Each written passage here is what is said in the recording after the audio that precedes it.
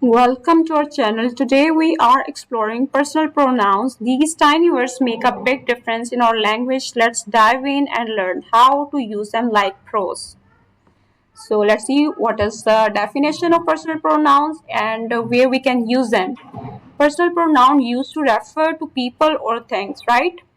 So they change based on their number, gender, and case. So we have three categories. So for personal pronoun, the first is first person, second person, then third person. In first person, we include I and we, and in the second person, just you, and in the third person, he, she, it, they. Third person means like we, you, and I together talk about some other people, others. So that those are the third persons for us. So he, she, it, they are the third person. You means I'm talking to you directly and pointing you out. So for me, you are the second person, and I am the first person.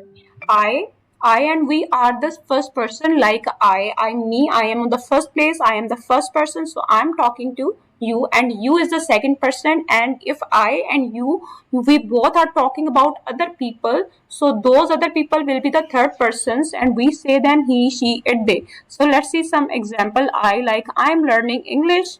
We are going to beach today. You are my best friend. He, she, it, they.